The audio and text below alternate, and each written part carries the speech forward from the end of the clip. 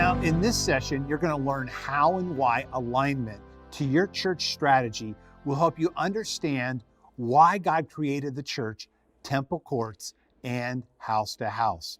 Now, when you look at your first diagram on your page right there, you'll see that there's two drawings right there, one on the left, one on the right. The one on the left is a circle with smaller circles in it, and it represents a church with small groups. That small groups are just one of the many programs in a church. The diagram on the right shows that where groups are a strategic part of what the church is trying to accomplish, which we call a church of small groups. Now, as you know from the very first session we did, we said that small groups are not a program in the church, but they are the church. And that's why we want you to understand the diagram on the right of how and why did God design the church the way he did so that we could do life together the best way possible. So let's turn the page. Let's focus on this diagram. Now, you'll see in this diagram that it has numerous things there. It has four basically environments: the weekend, the class system, small groups, and then the purpose-driven life.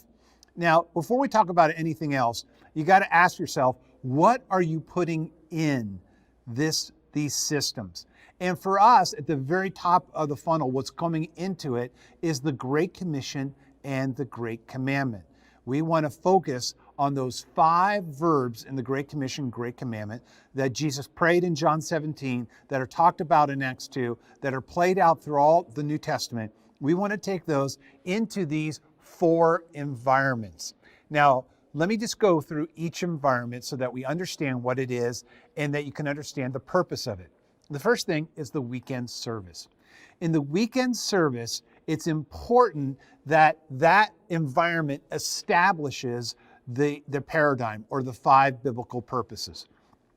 The weekend is where we expose or establish people to understanding what worship is, what fellowship is, discipleship, ministry, and evangelism through different aspects, being on the campus, coming onto the campus, through the testimonies, through the physical service, through signage, through a number of different things. We're just trying to help expose them and establish these 5 principles.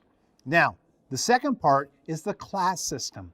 The class system explains the 5 biblical purposes. That's why we have a class 101, 201, 301, 401, and then in those beta stages on the class 501. But this is where you explain. Now, I want to stop right here because it's important for you to realize this, because we have a diagram that kind of illustrates this, and it's a baseball diagram where we have 101, 201, 301, 401, and at the pitcher's mound, we put 501. But what's important for you to understand is that this is a cognitive approach to helping people understanding our church family. Now, do you remember how I said the church is built on a family system? What you have to understand is that your church is a part of that family system. And when you start to understand that the church is built on a family system, you need to explain your church's family system. Now, understand that when you have your classes, and it doesn't matter what you call them. There's some churches that call them a growth track. We call it a class system.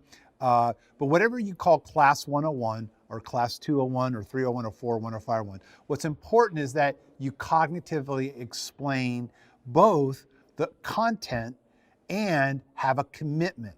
And so for us, in each one of our classes, we give them enough content so they can make an intelligent decision to make a commitment by signing a covenant at the end of each class. Because in class 101, why it's so critical that you have these is in class 101, there are 3 types of people that come to your church. There are people who know nothing about church, and so they're just coming. They're a blank slate. There are people who are in your church that don't understand your family system of your church or why you do what you do. And then there's a third group that's the most dangerous, and those are people who come from another church family system. And why they're so dangerous is they're bringing their family system and want to override it on your family system. And that's why Class 101 is so important, because it's an opt-in strategy. We're just saying, this is how we do church. If you like it, then sign the commitment to be a part of it. But if you don't like it, we'll help you find a church in the area, because the churches in our area are our friends.